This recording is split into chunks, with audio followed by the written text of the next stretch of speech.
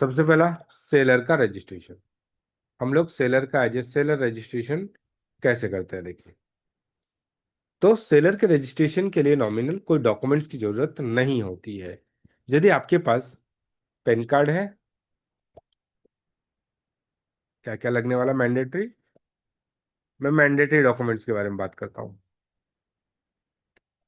Pan card, mobile number,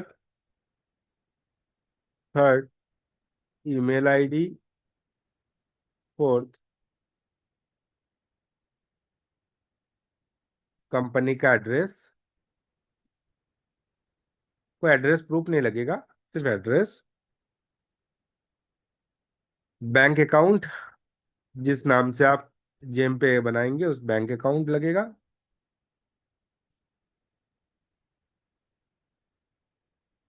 बस इतने चीजें आपको लगने वाला है।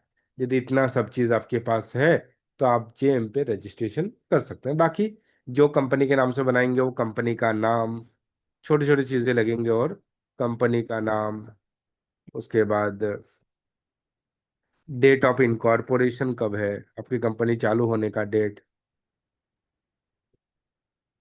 ये बाकी के छोटे छोटे डिटेल्स और आपको लगने वाले हैं ऐसे। मेन 1 to 5 है। पैन कार्ड लगेगा, mobile number, email ID, company का एड्रेस और बैंक अकाउंट। इतने चीजें यदि आपके पास है तो आप जेम पे अभी अकाउंट बना सकते हैं।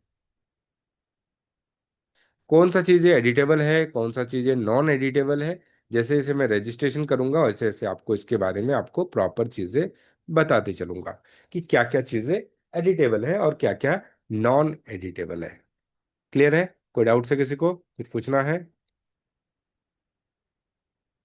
एक पैन कार्ड से जेम पे रजिस्ट्रेशन एक ही कर सकते हैं। यदि आपके पास ऑलरेडी रजिस्ट्रेशन किए हैं आपने, तो आप दोबारा उसी पैन कार्ड का यूज करके दोबारा दूसरा रजिस्ट्रेशन नहीं कर सकते।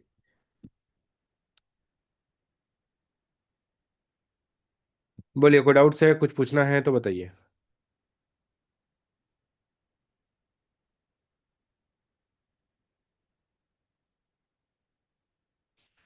ठीक है, चलिए तो फिर हम लोग बात करते हैं रजिस्ट्रेशन के बारे में। इसके बारे में बात करेंगे एक बार, जेम सहाय क्या है, जो आपको यहाँ पे डैशबोर्ड में लिखा हुआ रहा। ऐसे चीजों के बारे में बात करेंगे भी हम लोग। तो सबसे पहले हम लोग रजिस्ट्रेशन चालू करते हैं कि एक्चुअली रजिस्ट्रेशन क्या है। रजिस्ट्रेशन के बाद वन बाय वन हम लोग हर चीज को थोड़ा थोड़ा करके क्लियर करते चलेंगे। रजिस्ट्रेशन, यदि आप बिल्कुल जेम पे नए हैं तो आपको जेम पे रजिस्ट्रेशन कैसा, किस तरीके से रजिस्ट्रेशन करना है। साइन अप, आपको जेम की वेबसाइट पे जाना है, gem.gov.in। साइन अप पे जाना है। या बायर और सेलर है तो सबसे हम जाएंगे यहाँ पे सेलर या सर्विस प्रोवाइडर, यहाँ पे जाएंगे बाय सेलर और सर्विस प्रोवाइडर। तो हमारे पास ये ऑप्शंस ओपन हो जाएगा। ये हमें 3 पार्ट में कंप्लीट करना है रजिस्ट्रेशन को। पहला है प्री रिक्वेस्ट, फिर है टर्म्स एंड कंडीशन, और थर्ड वन इज रजिस्ट्रेशन। तो ये तीनों पार्ट को हमें कंप्लीट करके हमें रजिस्ट्रेशन कंप्लीट करना है। तो सबसे पहला, प्री रिक्वेस्ट में क्या पूछ रहा है कि आपकी कंपनी किस टाइप की है।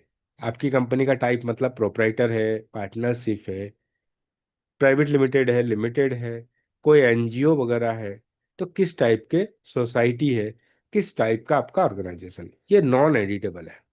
आपने यदि यहाँ पे गलती से कोई दूसरा चूज कर लिया तो बाद में आप इसको चेंज नहीं कर सकते। जैसे मेरी कंपनी प्राइवेट लिमिटेड है और मैंने प्रोपराइटर चूज कर लिया, तो बाद में हम इसको बदल नहीं सकते।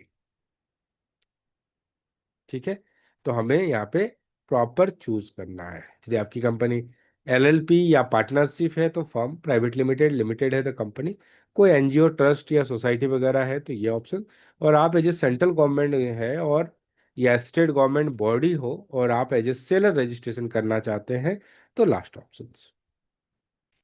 तो हमें प्रोपराइटर है, ज्यादातर आप लोग प्रोपराइटरशिप हो इसलिए प्रोपराइटरशिप का एग्जांपल ले लेते हैं। एक्चुअली रजिस्ट्रेशन सबका प्रोसेस सेम ही है, सिर्फ कंपनी में आपको एक अलग से डायरेक्टर सीआईएन नंबर और डीआईएन नंबर आपको अलग से लगेगा, जो इनकॉर्पोरेशन जब आप करते हैं, कंपनी का रजिस्ट्रेशन करते हैं, तो आपको एक डायरेक्टर इंफॉर्मेशन नंबर आपको मिलता है और कंपनी इंफॉर्मेशन नंबर मिलता है, जो आपको यहाँ पे इनपुट करना पड़ता है। बाकी में सेम एज इट इज ही सब चीज रहने वाली है। तो प्रोप्राइटरशिप। अब यहाँ पे आता है पर्सनल डिटेल्स। यहाँ पे आपके पर्सनल डिटेल्स के बारे में पूछ रहा है। मतलब जो प्रोप्राइटरशिप होगा, जो ओनर होगा, जो प्रोप्राइटर है, उसके डिटेल्स। आप इस रजिस्ट्रेशन को दो तरीके से कर सकते हो। एक है पेन बेस्ड या वर्चुअल आईडी। या तो आधार कार्ड से या वर्चुअल आईडी से आप रजिस्ट्रेशन कर सकते हो। पर आधार से यदि आप करेंगे तो आपका आधार कार्ड मोबाइल नंबर से लिंक होना जरूरी है। और या फिर आप अपने रजिस्ट्रेशन को पेन बेस्ड भी कर सकते हो। यदि आपके पास पेन कार्ड है तो पेन बेस्ड भी कर सकते हैं। दोनों में डिफरेंस क्या है? यदि आप आधार से करते हैं तो आप आधार से मोबाइल नंबर लिंक होता है, मतलब हम मोबाइल नंबर इनपुट नहीं करते, मोबाइल नंबर ऑटोमेटिकली ले लेगा। जब ये ऑटोमेटिकली ले लेगा तो हमें आगे जाके मोबाइल नंबर बदल भी नहीं सकते। बाद में हम कभी भी आधार नंबर से यदि रजिस्ट्रेशन करते हैं और बाद में मुझे मोबाइल नंबर बदलना है तो बदल नहीं सकते। मोबाइल नंबर बदलना है तो क्या करना पड़ेगा? तो मुझे आधार से जो लिंक मोबाइल नंबर है पहले इसको बदलना पड़ेगा, और फिर हम यहाँ पे मोबाइल नंबर अपना अपडेट कर सकते हैं। पेन बेस्ट में ऐसा नहीं है। पेन बेस्ट में आप कोई भी मोबाइल नंबर डाल सकते हैं और कितनी बार भी बदल सकते हैं। ये दोनों में बेसिक एक डिफरेंस है। बाकी एज इट इज आधार से करो या पेन बेस्ट करो, आपके लिए दोनों प्रोसेस सेम रहेगा।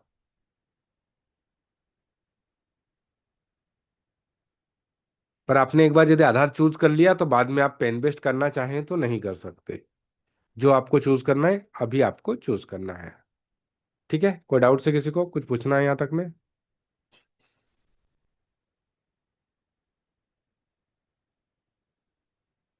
चलो, पहला ऑप्शन हो गया क्लियर। सेकंड पे आते हैं।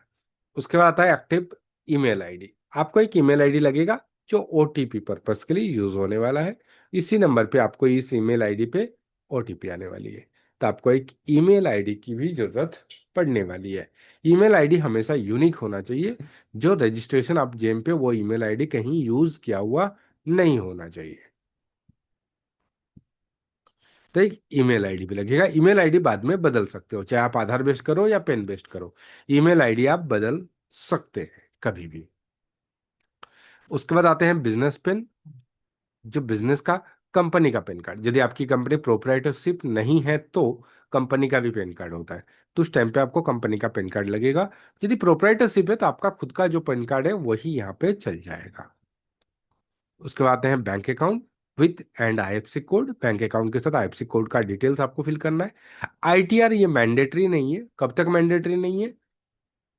इसलिए हम लोगों ने अभी रजिस्ट्रेशन जब हम लोग चालू किए थे, क्या क्या डॉक्यूमेंट्स लगेगा, तब मैंने बताया था कि आईटीआर मैंडेटरी नहीं है। कब तक मैंडेटरी नहीं है? 24 मंथ तक। कहाँ से? 24 मंथ आपका डेट ऑफ इनकॉर्पोरेशन से। ठीक है? जो भी आपका डेट ऑफ इनकॉर्पोरेशन का जेम पे आप डेट डालोगे, वहां से 24 मंथ।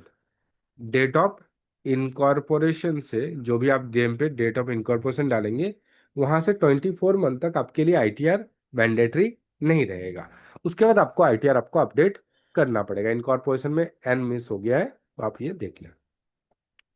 ठीक है? तो डेट ऑफ इनकॉर्पोरेशन से 24 मंथ तक आपको आईटीआर की जरूरत नहीं है, ना कि जेम के रजिस्ट्रेशन से। यदि आपने आज रजिस्ट्रेशन कर रहे हो, डेट ऑफ इनकॉर्पोरेशन आज का ही दे रहे हो, तो कोई बात नहीं। 24 मंथ तक आपको, आज से 24 महीने तक आपको विदाउट आईटीआर आप सब काम कर पाएंगे। उसके बाद है रजिस्टर एड्रेस। जो भी आपका एड्रेस होगा, वो एड्रेस, इसके लिए कोई एड्रेस प्रूफ वगैरह आपसे नहीं मांगा जाएगा। ऑप्शनल में आते हैं हम लोग। जो ऑप्शनल क्या क्या है, मतलब ये मैंडेटरी नहीं है तो ठीक है, उसका आपको बेनिफिट मिलेगा, नहीं है तो भी चलेगा। सबसे पहला है उद्यम number for MSME, micro small medium enterprises बोलते हैं। तो उद्यम आपके पास हुआ। जैसे उद्यम रहा तो आपको क्या बेनिफिट मिलने वाला है? ईएमडी एग्जम्पशन इन बिड। टेंडर जब आप पार्टिसिपेट करेंगे तो आपको ईएमडी भरने की जरूरत नहीं है, उसके बेस पे आपको एग्जम्पशन मिल जाएगा। नहीं है तो आपको एग्जम्पशन नहीं मिलेगा, आपको ईएमडी का जो डीडी वगैरह होगा वो आपको देना पड़ेगा। DIPP नंबर, जो स्टार्टअप इंडिया रजिस्ट्रेशन के टाइम पे मिलता है। इसमें भी आपको EMD में एग्जाम्पशन मिलता है। तो स्टार्टअप इंडिया रहा तो आप स्टार्टअप इंडिया भी अपडेट करते हैं। GST नंबर, यदि आपके पास GST नंबर है तो GST की जो बेनिफिट है मिलेगा। जैसे विदाउट GST भी आप जेम पे काम कर सकते हो, पर आपके लिए कुछ रेस्ट्रिक्शन रहेंगे। जैसे ईयरली आप 40 लाख तक का ही काम कर सकते हो, 40 लाख के ऊपर साल में काम ऑर्डर नहीं ले पाएंगे, पहला। दूसरा, आप जिस स्टेट का आपने एड्रेस डाला है, रजिस्टर्ड एड्रेस जहां का डाला है, उसी मतलब एरिया में काम कर पाएंगे, मतलब उसी स्टेट में काम कर पाएंगे। जैसे मैं, आप महाराष्ट्र से बिलोंग करते हो तो सिर्फ आप महाराष्ट्र के लिए ही काम कर पाओगे, दूसरे स्टेट के लिए आप काम नहीं कर पाओगे विदाउट GST। और विद GST सब काम कर पाएंगे। तो ये कुछ पॉइंट है जो आपको समझना है रजिस्ट्रेशन से पहले। किसी को डाउट है, कुछ पूछना है तो बताइए।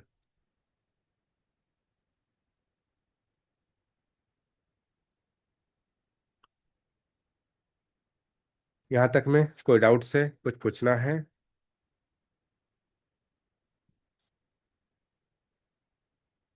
ठीक है, तो मैं इसको टिक कर देता हूँ फिर। रिक्वायर्ड में पर्सनल डिटेल्स,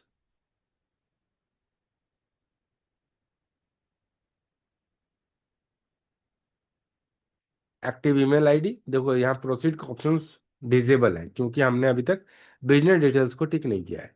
जैसे इसको सबको टिक कर देंगे, वैसे मेरा प्रोसीड का ऑप्शंस ओपन हो जाए, क्योंकि ऑप्शनल को टिक करो या ना करो कोई फर्क नहीं पड़ता। ये हमने टिक कर दिया तो प्रोसीड का ऑप्शन एनेबल हो गया, तो मैं यहाँ पे प्रोसीड पे क्लिक कर दूंगा। अब मेरे पास उद्यम है, फिर भी मैंने यहाँ टिक नहीं किया तो भी कोई बात नहीं, हम बाद में उद्यम अपडेट कर सकते हैं। प्रोसीड। ये है टर्म्स एंड कंडीशन। जैसे जेम के टर्म्स एंड कंडीशन क्या है, जैसे मैंने अभी बोला, आपके पास 50,000 तक जो है उसको हम लोग डायरेक्ट परचेज के थ्रू से ऑर्डर ले सकते हैं। L1 का लिमिट कितना है? 50,000 से ज्यादा और लेस देन 10 लाख। तो ये जो टर्म्स एंड कंडीशन है, ये जो चीजें हैं, ये हमें कहाँ पता चलेगा? यहाँ पे। उसके बाद आप कोई भी प्रोडक्ट जेम पे बेचोगे तो आपको 10% का डिस्काउंट देना ही पड़ेगा। ऐसे जो रूल्स एंड रेगुलेशंस हैं, ये रूल्स एंड रेगुलेशन सब यहाँ पे लिखा हुआ है जेम में। ये टोटल 54 पेजेस का है। यदि आप यहाँ देखेंगे तो आपको यहाँ पे मिल जाएगा। जैसे मैं अभी 10% का डिस्काउंट का दिखाता हूँ। 10% का डिस्काउंट, देखो, seller sell offer minimum discount of 10% on the maximum retail price, मतलब MRP जो भी होगा उसका आपको मिनिमम 10% का डिस्काउंट देना ही पड़ेगा। तो ऐसे जेम के जो भी कंडीशंस हैं वो आपको देखो यहाँ पे सब टर्म्स एंड कंडीशन लिखा हुआ है। किसके अकॉर्डिंगली GFR रूल्स को क्या क्या फॉलो हो रहा है, किसके अंदर क्या क्या चीजें हैं, वो सभी चीजें आपको यहाँ पे लिखा हुआ है। तो ये टर्म्स एंड कंडीशन आप चाहो तो यहाँ से डाउनलोड कर सकते हैं, अदरवाइज आप यहाँ पे एक्सेप्ट करो एंड प्रोसीड। तो मेरा टर्म्स एंड कंडीशन का ऑप्शंस भी क्लियर हो जाएगा। जैसे ये ग्रीन हो गया मतलब ये हम लोगों ने कंप्लीट कर लिया। ये अभी ब्लू है मतलब इस पे हम लोग काम अभी कर रहे हैं। और ये अभी कोई कलर नहीं है मतलब ये अभी हमारा पेंडिंग है। प्रोसीड। देखो ये भी कलर ग्रीन हो गया, मतलब ये भी हमारा कंप्लीट हो गया। तो रजिस्ट्रेशन के 3 पार्ट थे, 3 पार्ट में हम लोगों ने 2 पार्ट को कंप्लीट कर लिया। अब आते हैं थर्ड पार्ट पे, रजिस्ट्रेशन। रजिस्ट्रेशन कैसे करते हैं? रजिस्ट्रेशन के लिए भी हमारे पास 4 ऑप्शन एनेबल हो गया। Organisation details, personal verification, email verification और यूजर क्रेडेंशियल। ऑर्गेनाइजेशन डिटेल्स मतलब कंपनी का डिटेल्स। तो कंपनी का डिटेल्स तो पहला तो हमारा फिल कर दिया हूँ कि हमारी कंपनी किस टाइप की है, तो प्रोप्राइटरशिप है। अब कंपनी का नाम, जो कंपनी का नाम होगा वो डालना है। फिर पर्सनल वेरिफिकेशन। पर्सनल वेरिफिकेशन में हमारा 2 ऑप्शन आएंगे, जैसे हम लोगों ने पहले देखा था कि आप 2 तरीके से अपने आप को वेरीफाई कर सकते हो। एक को बोलते हैं पेन बेस्ड और दूसरा को बोलते हैं आधार बेस्ड। आप जैसा वेरिफिकेशन अपने आप को करना चाहे कर सकते हो, दोनों में से कोई एक ऑप्शन आप चूज कर सकते हो। यहाँ पे पर्सनल पेन कार्ड या पर्सनल आधार से आप अपने आप को पर्सनल वेरिफिकेशन को वेरीफाई कर सकते हो, जहाँ मोबाइल नंबर भी आपसे डिटेल्स, आपसे मोबाइल नंबर का भी डिटेल्स लगने वाला है। उसके बाद आएगा ईमेल वेरिफिकेशन, जहाँ पे ईमेल आईडी आपसे पूछेगा। ईमेल आईडी आप जैसे वेरीफाई कर दोगे, फिर यूजर क्रेडेंशियल, मतलब आपका आईडी और पासवर्ड आप जेम पे रजिस्ट्रेशन करने के लिए क्या रखना चाहते हो। जैसे ये कंप्लीट कर दोगे, आपका रजिस्ट्रेशन कंप्लीट हो जाएगा। तो ये पूरा पार्ट है रजिस्ट्रेशन का। तो देखिए, हम लोग यहाँ पे बिजनेस डिटेल्स में हम लोग नाम डाल देते, ऑर्गेनाइजेशन, जैसे यहाँ पे मैं डाल देता हूँ भगत टेक्नो। तो ये मेरा कंपनी का नाम हो गया। ठीक है, तो मेरी कंपनी प्रोप्राइटरशिप है और मैंने यहाँ पे भगत टेक्नो डाल दिया। इसको करते हैं नेक्स्ट। अब जैसे यहाँ पे हो गया, ये कलर ग्रीन हो गया, मतलब ये कंप्लीट हो गया पर्सनल वेरिफिकेशन। आप आधार बेस करना चाहते हो, तो आधार कार्ड और मोबाइल नंबर जो लिंक है आधार से, वो आपको डालना है। एक्सेप्ट करना है, वेरीफाई करना है। एक आधार नंबर पे, जो आधार से मोबाइल नंबर लिंक है, उस पर ओटीपी जाएगा, ओटीपी डालो, आपका आधार वेरीफाई हो जाएगा। सेम आप पेन बेस्ट करेंगे, तो पेन नंबर डालो, नाम जो पेन कार्ड में है, और डेट ऑफ बर्थ। वेरीफाई करने के बाद आपको फिर मोबाइल नंबर मांगेगा, फिर मोबाइल पे ओटीपी जाएगा, और फिर आपका पेन बेस्ड वेरिफिकेशन हो जाएगा। उसके बाद ईमेल आईडी आपसे मांगेगा, ईमेल आईडी में ईमेल आईडी डालना है। ईमेल पे एक ओटीपी जाएगा, जैसे ईमेल का ओटीपी डाल देंगे, आपका ईमेल वेरिफिकेशन हो जाएगा। ईमेल के बाद आ जाएगा यूजर क्रेडेंशियल, जहाँ पे आप अपना आईडी और पासवर्ड क्या जेम पे सेट करना चाहते हो फॉर लॉगिन। जैसे आप वो डिटेल्स डाल देंगे, आपका रजिस्ट्रेशन कंप्लीट हो जाएगा। हम इसके आगे नहीं जा सकते, क्योंकि हमें यहाँ पे बार बार एक नया पैन कार्ड और नया आधार कार्ड की जरूरत पड़ती है, जो हमेशा पॉसिबिलिटी नहीं होता है। पर इसका वीडियो मैं आप लोगों को जरूर प्रोवाइड कर दूंगा। इससे पहले वाले क्लास में हम लोगों ने एक रजिस्ट्रेशन करके दिखाया था, तो उसका मैं प्रॉपर वीडियो आप लोग के साथ शेयर कर दूंगा। बोलिए, कोई डाउट्स है, कुछ पूछना है तो बताइए।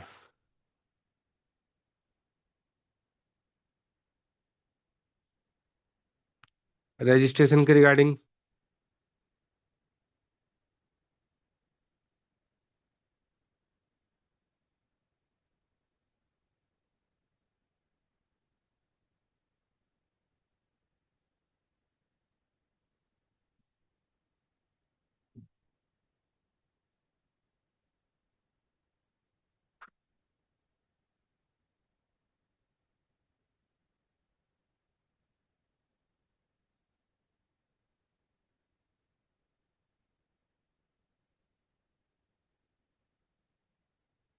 क्लियर है? ठीक है, तो आपका रजिस्ट्रेशन हो गया। तो हम लोग अब प्रोफाइल का,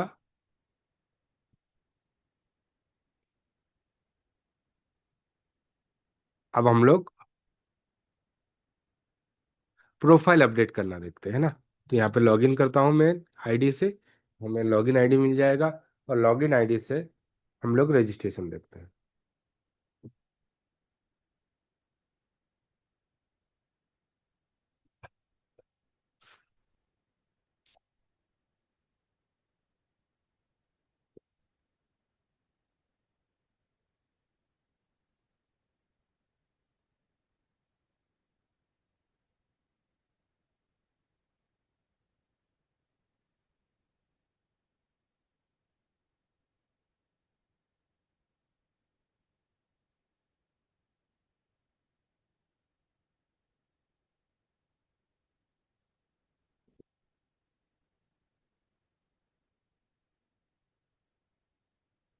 देखो, ये मैंने लॉगिन कर लिया।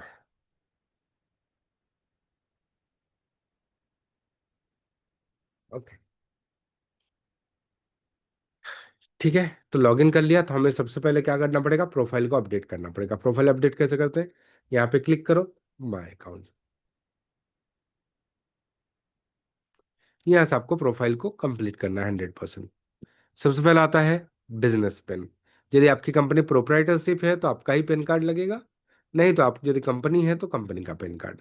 नाम, एज पर पेन, यदि कंपनी का नाम है तो कंपनी का नाम। और यदि आप पर्सनल पेन कार्ड यूज कर रहे हो, मतलब प्रोप्राइटरशिप है, तो खुद का पेन कार्ड। और date of, as in PAN, मतलब प्रोप्राइटर है तो डेट ऑफ बर्थ, और यदि कंपनी का है तो डेट ऑफ इनकॉर्पोरेशन। यहाँ पे आपको ये सब डिटेल्स डालना है, जैसे कि पेन कार्ड में यहाँ पे बता दिया है। यहाँ पे पेन कार्ड का नंबर होता है, यहाँ पे नाम होता है, और यहाँ पे डेट रहता है। तो आपको ये सब डिटेल्स यहाँ पे फिल करना है।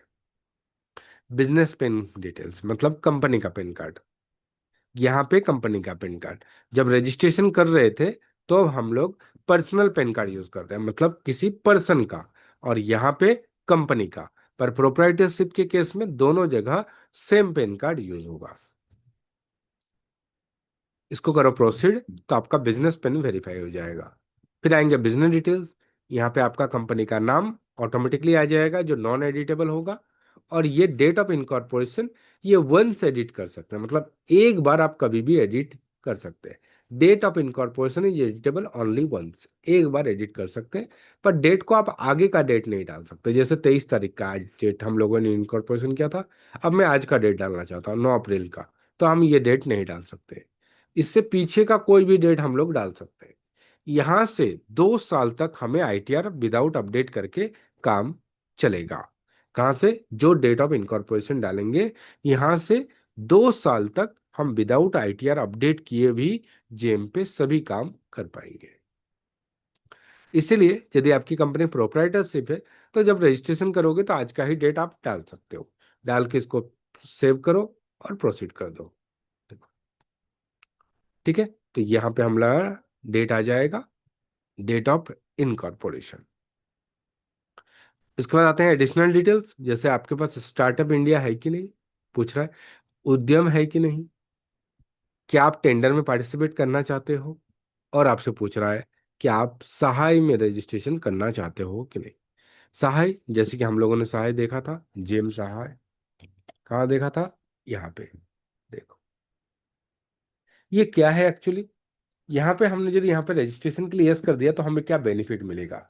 हमें बेनिफिट कुछ मिलता है, जैसे कि जेम सहाय आपको लोन देता है, मेड इजी, मतलब इजीली लोन देता है। किस बेस पे देगा? जब आपको कोई ऑर्डर्स आएंगे, ऑर्डर्स कहाँ पे आएंगे? जेम पे। जैसे ऑर्डर्स में जाओ, देखो मुझे यहाँ पे एक ऑर्डर्स मिला है ना। ये ऑर्डर्स मिला है कितने का? 8,45,000 का मुझे एक यहाँ पे ऑर्डर्स मिला है। ये ऑर्डर डिलीवरी करने के लिए हमारे पास अभी फंड नहीं है। तो यदि मैं सीएम सहाय में रजिस्ट्रेशन करता हूं, तो मुझे without any documents under 10 minute, 10 minute के अंदर मुझे लोन मिल जाएगा। कितना लोन मिलेगा? अप टू 80%, मतलब जो ऑर्डर वैल्यू है इसका 80% मुझे लोन मिल सकता है। 80% तक मुझे लोन मिल सकता है।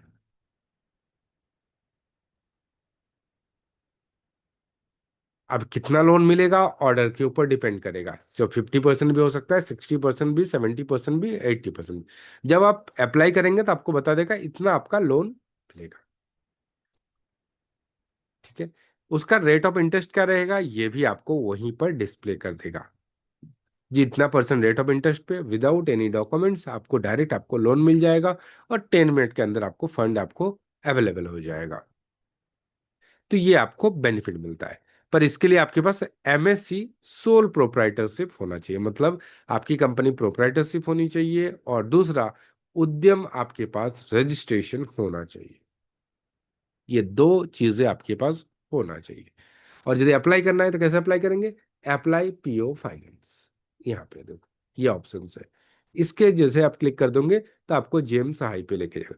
यहाँ पे जेम का यूजर आईडी डाल के सबमिट करेंगे, और ये आप डिटेल जैसे ही फिल करेंगे आपको आपका सब डिटेल्स आपको वहाँ पर डिस्प्ले होना चालू हो जाएगा। इसको बोलते हैं जेम सहाय। तो आप इसके लिए अप्लाई करना चाहते हो कि नहीं, यस और नो? यदि करना चाहते हो तो यस कर दो खाली। फिर आप यहाँ पे रजिस्टर हेयर में जाके और अपना जेम सहाय का अकाउंट बना सकते हो। ये रजिस्ट्रेशन को जो प्रोसेस है उसको अपडेट होने में 4 घंटे का एक टाइम लगता है। उसके बाद आप कभी भी लोन के लिए अप्लाई कर सकते हो। क्लियर है? कोई डाउट से यहाँ तक में किसी को कुछ पूछना है तो बताइए।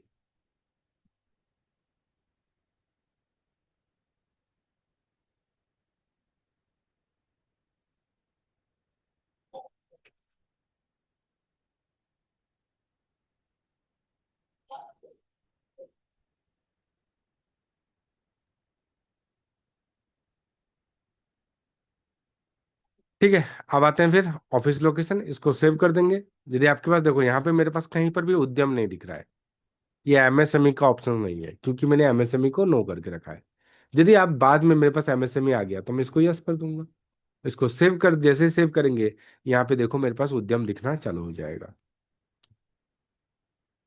देखो आ गया एमएसएमई। अब मैं यहाँ पे उद्यम नंबर अपना अपडेट कर सकता हूँ। वेरीफाई कर देता हूँ। यदि यही उद्यम नंबर है तो मेरा वेरीफाई भी हो जाएगा। देखो उद्यम डिटेल सेव सक्सेसफुली। तो उद्यम मेरा वेरीफाई हो गया। अब एडिशनल डिटेल्स में ये यस हो गया क्योंकि उद्यम हमने अपडेट कर दिया। देखो अब स्टार्टअप नहीं है। यदि आपके पास स्टार्टअप नंबर अभी नहीं है और बाद में आ गया तो इसको यस करके सेव कर दो। देखो अब स्टार्टअप ऑप्शन भी यहाँ पे आ गया।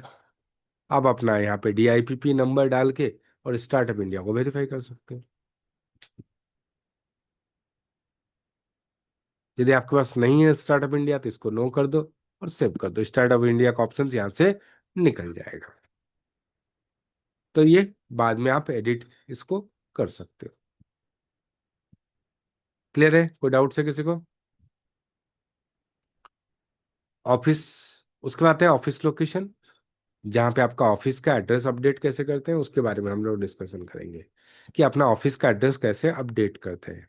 आप मल्टीपल ऑफिस भी अपडेट कर सकते हैं। जैसे मुझे नया ऑफिस ऐड करना है तो ऐड न्यू ऑफिस। ऑफिस का नाम स्काई टेक मेडिकल ये नाम से डाल देता हूँ। टाइप ऑफ ऑफिस रजिस्टर्ड है, बिलिंग है, मैन्युफैक्चरिंग है, गोडाउन है तो बिलिंग। जीएसटी नंबर, जो जीएसटी नंबर होगा वही डालना है आपको। यदि अलग से आपके पास दो तीन जीएसटी नंबर है तो आप दो तीन मल्टीपल जीएसटी रजिस्ट्रेशन करके रखे हैं यहाँ इस एड्रेस के लिए अलग, तो ऐसे भी यहाँ पे डाल सकते हो। पिन कोड, मान लो मैंने ये डाल दिया कि ये मेरा पिन कोड है, चूज कर लिए। जैसे पिन कोड डालेंगे स्टेट और डिस्ट्रिक्ट ऑटोमेटिकली आ जाएगा। एड्रेस 609,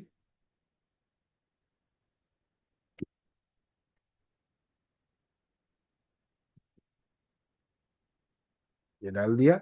एड्रेस, एरिया,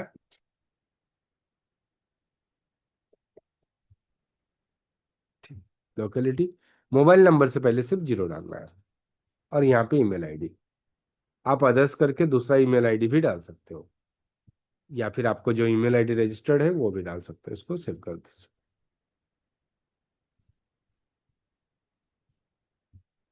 देखिए मेरे पास एक एड्रेस पहले से था और दूसरा मैंने और एक एड्रेस अपडेट कर दिया। अब इसको मैं कभी भी एडिट भी कर सकता हूँ और डिलीट भी कर सकता हूँ। जो रजिस्टर्ड होगा उसको आप डिलीट नहीं कर सकते, उसको सिर्फ एड्रेस को अपडेट कर सकते हो। पर बाकी के जो भी एड्रेस आप अपडेट करेंगे उसको आप डिलीट भी कर सकते हो। ऐसे आप जितने चाहिए उतने एड्रेस को अपने आप अपडेट कर सकते हो। बैंक अकाउंट, यहाँ पे आपका बैंक अकाउंट डिटेल्स है। बैंक अकाउंट भी आप मल्टीपल अपडेट कर सकते हो। जैसे एड्रेस मल्टीपल अपडेट कर सकते थे वैसा ही।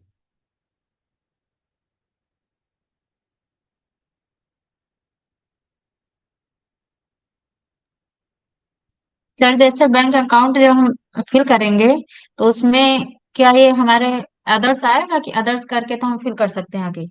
अदर्स मतलब? जैसे हमने आप जैसे एरिया डाला वो ईमेल आईडी डाली तो हम्म। उसमें अदर्स का ऑप्शन आया था हाँ हाँ। कि आप अदर्स पे सिलेक्ट करके तो दूसरी ईमेल आईडी डाल सकते हैं। हाँ हाँ। तो जैसे आप बता रहे हैं कि बैंक अकाउंट में हम मल्टीपल चूज कर सकते हैं, हाँ हाँ। तो मल्टीपल में डालने के लिए जब हम अकाउंट नंबर फिल करेंगे तो क्या उसमें अदर्स आएगा, अदर्स का अदर्स नहीं आएगा, ऑप्शन? यहाँ पे नया अकाउंट नंबर ऐड करने को मिलेगा ना madam. Add new bank account, जैसे मैंने अभी एक बैंक अकाउंट ऐड किया है और एक बैंक अकाउंट ऐड जी करना है तो ऐड न्यू बैंक जी। अकाउंट। आईएफसी कोड आ गया। ओके। अब मानने मैंने डाल दिया HDFC 1234884। तो देखो जी थैंक यू सर। ये आ गया। आईएफसी कोड चूज करना है ड्रॉप डाउन से। एड्रेस ऑटोमेटिकली आ गया। अकाउंट होल्डर का नाम, तो ये मेरा अकाउंट होल्डर का नाम है, ये मैंने डाल दिया। यहाँ पे बैंक अकाउंट नंबर,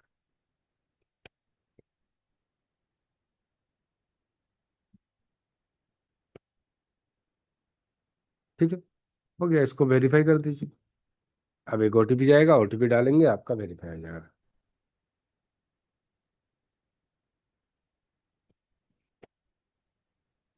वेरीफाई। ये आपका दो बैंक अकाउंट हो गया अभी। शेयर कर देता हूँ। हो गया। ये एक तो पहले से था, ये दूसरा आ गया। अब आपको पेमेंट इस अकाउंट में चाहिए तो इसको मेक प्राइमरी बोल के सिर्फ क्लिक कर देना है।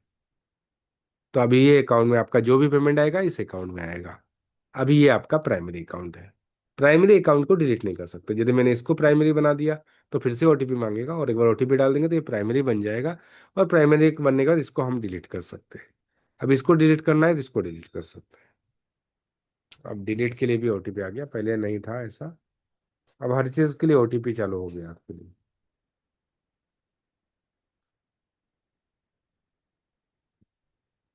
जब चाहिए मैं अकाउंट ऐड कर सकता हूँ और डिलीट भी कर सकता हूँ। डिलीट,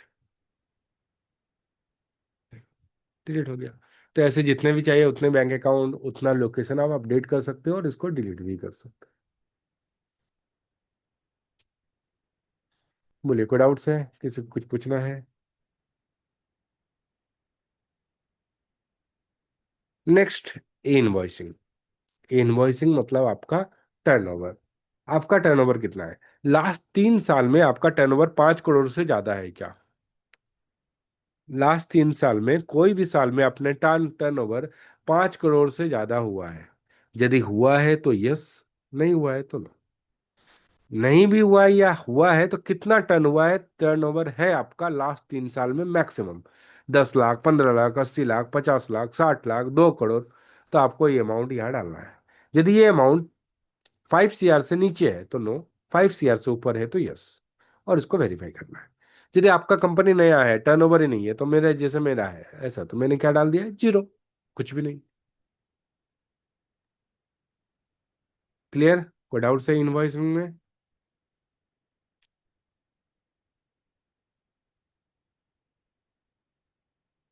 उसके बाद आते हैं उद्यम। यदि उद्यम है, ये एडिशनल डिटेल्स है या उद्यम नंबर डाला था इसलिए ऑप्शन आया, तो उद्यम नंबर डाल के आपको ये वेरीफाई करना है। उद्यम नंबर, मोबाइल नंबर डाल दो, वेरीफाई कर दो, वेरीफाई हो जाएगा। हाँ, इसमें कभी कभी एरर बहुत जनरेट होता है।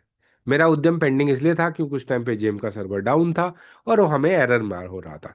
तो ये उद्यम का एरर कॉमन है। तो आपको कभी 2 4 बार 10 बार आपको वेट करना पड़ेगा। 1 दिन, 2 दिन, 3 दिन, कभी कभी वेट करना पड़ता है। ट्राई करते रहेंगे, उद्यम आपका वेरीफाई हो जाएगा। कभी कभी इसको रीवेरीफाई भी करते रहना पड़ता है। हर एक 7 दिन 10 दिन के बाद आपको इसको रीवेरीफाई भी करना पड़ता है। तो एक उद्यम का एक प्रॉब्लम है, सर्वर का इशू। तो ये एक सर्वर का इशू रहता है, तो आप वेरीफाई करते रहो, आपका प्रॉब्लम सॉर्ट आउट हो जाएगा। उसके बाद है बेनिफिशियरी ओनरशिप कंप्लायंस, जो मैंडेटरी है। देखो यहां से यहां तक मैंडेटरी है, तो ये सब मैंडेटरी है। बेनिफिशियरी ओनरशिप कंप्लायंस क्या है? ये एक रूल्स के एंड रेगुलेशंस है, जिसके यहाँ पे इसके डिटेल्स आपको दे दिया है जी। रूल नंबर 14411 में आपको ये रूल दिया है, जो 2017 में देखो अमेंडमेंट होके अपडेट हुआ। इसके अकॉर्डिंगली आपके कुछ रूल्स एंड रेगुलेशन पास हुए। क्या है इसको? ये rules and regulation make in India के तहत पास हुआ, कि आप जो भी जेम पे प्रोडक्ट बेचेंगे वो एटलीस्ट मेक इन इंडिया का होना चाहिए। तो उसके लिए आप यहाँ पे एक्सेप्ट करेंगे और वेरीफाई करेंगे। हाँ, मेक इन इंडिया का नहीं हुआ तो भी चलेगा। हम किसका प्रोडक्ट जेम पे नहीं बेच सकते यदि मेक इन इंडिया नहीं है? तो जिनके साथ हम बॉर्डर शेयर करते हैं, जो कम मतलब जो कंट्री के साथ हम बॉर्डर को शेयर करते हैं, हम मतलब इंडिया, उनका बना हुआ प्रोडक्ट आप जेम पे नहीं बेच सकते यदि वो प्रोडक्ट मेक इन इंडिया नहीं है तो। जिनके साथ हम बॉर्डर शेयर नहीं करते हैं, उस कंट्री का प्रोडक्ट आप बेच सकते हो जेम पे। जैसे हम बॉर्डर शेयर किसके साथ करते हैं? चाइना, चीन के साथ। तो आप चीन का कोई भी प्रोडक्ट यदि वो मेक इन इंडिया नहीं है प्रोडक्ट, तो आप चाइना का कोई भी प्रोडक्ट जेम पे नहीं बेच सकते। हम जर्मनी के साथ बॉर्डर शेयर करते हैं? नहीं करते। पर जर्मनी का यदि बना हुआ प्रोडक्ट है और वो मेक इन इंडिया नहीं है, तो भी हम जेम पे बेच सकते हैं, क्योंकि जर्मनी के साथ हम बॉर्डर को शेयर नहीं कर सकते। ये रूल्स किसके लिए लागू होता है? जिनके साथ हम बॉर्डर को शेयर करते हैं। तो याद रखो, जिनके साथ हम बॉर्डर शेयर करते हैं उनका बना हुआ प्रोडक्ट जेम पे नहीं बेच सकते यदि वो मेक इन इंडिया नहीं है तो वही हम लोग एक रूल्स एंड रेगुलेशन को एक्सेप्ट कर रहे हैं, वो कंप्लायंस को एक वेरीफाई कर रहे हैं ओटीपी के साथ। ये है आपका मैंडेटरी लिस्ट। इसको ओटीपी से वेरीफाई कर दो, आपका प्रोफाइल 100% ऐसा कंप्लीट हो जाए। बोलिए, कोई डाउट्स है? कुछ पूछना है तो बताइए। और सर वो ई इनवॉइसिंग क्या है सर, समझ नहीं आया।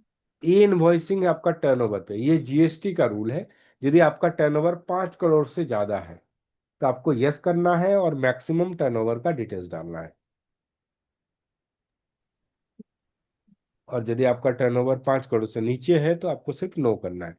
ये एक्चुअली यहाँ पे कुछ नहीं है इनवॉइसिंग का। आप जो जीएसटी में रिटर्न फाइल करते हैं वहां पे इनवॉइसिंग का इम्पैक्ट पड़ता है। यहाँ पे जेम पे कुछ प्रॉब्लम नहीं है।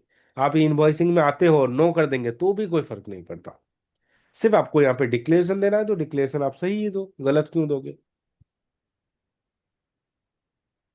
बाकी जेम पे इसका कोई इम्पैक्ट नहीं है। सिर्फ आपसे एक डिक्लेरेशन मांगता है कि आप इनवॉइसिंग में आते हो या हाँ कि ना, इतना ही। तो आते कौन लोग हैं? जिसका टर्नओवर 5 करोड़ से ज्यादा है वो लोग ई इनवॉइसिंग में आते हैं। जो जिसका टर्नओवर 5 करोड़ से कम है वो ई इनवॉइसिंग में नहीं आते। ये रूल जीएसटी का है। यदि आप जीएसटी के पोर्टल में जाके वहां पर भी सर्च करेंगे तो आपको यही रूल्स आपको वहां पे मिल जाएगा।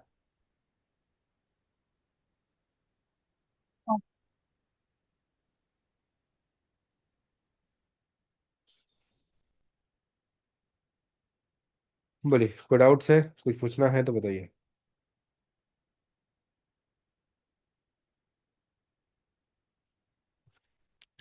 बाकी आपके लिए और कुछ ऑप्शंस आता है ऑप्शनल में, जैसे टैक्स असेसमेंट, जहाँ से आईटीआर अपना अपडेट कर सकते हैं।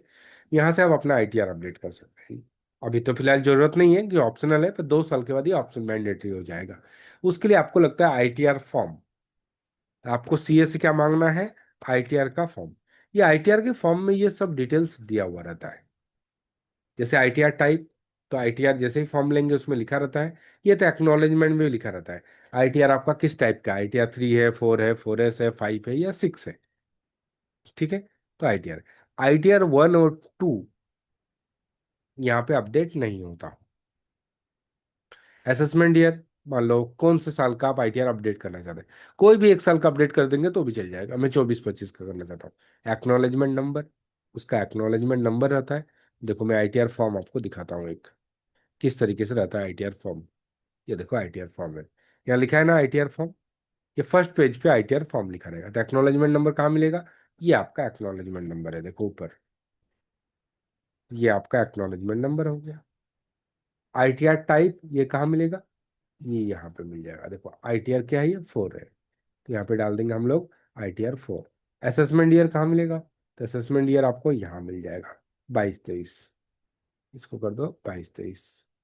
अब ये प्रॉफिट एंड गेन ये कहाँ मिलेगा? प्रॉफिट एंड गेन को बोलते हैं B1। जैसे यहाँ पे A1 है ना, ऐसे B1 में इसको प्रॉफिट एंड गेन बोलते हैं।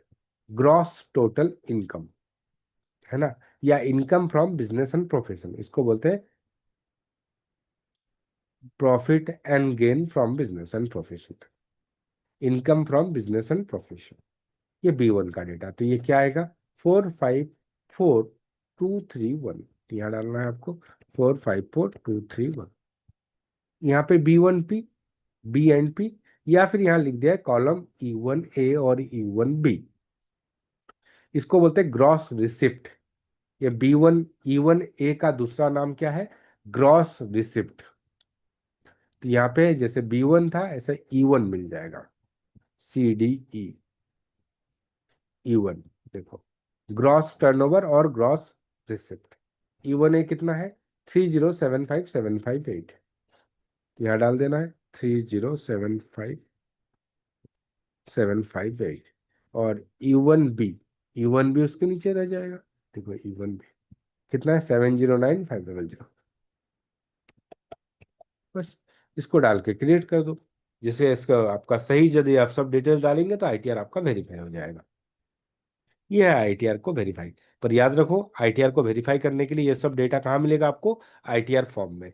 नहीं तो आप लोग एक पेज का भी लेके आते हैं, उसको एक्नॉलेजमेंट बोलते हैं, एक्नॉलेजमेंट में नहीं मिलेगा। ये फर्स्ट पेज के ऊपर ऐसा फॉर्म लिखा हुआ होना चाहिए, वहीं पर आपको आईटीआर का पूरा डिटेल्स मिलेगा। नहीं है आपके पास तो सीए से बोलना है मुझे आईटीआर का फॉर्म दे दो। ये कम से कम देखो 7-8 पेज 9 पेज का होता है, एक पेज का तो बिल्कुल भी नहीं होता। कम से कम 5-6 पेज के ऊपर का होगा आईटीआर फॉर्म। और ऐसा पहला पेज पे ऐसा फॉर्म लिखा रहेगा, इसमें आपको ये सब डिटेल्स मिल जाएगा। यहीं से आप आगे से अपडेट कर सकते हो आईटीआर को। क्लियर है, कोई डाउट से?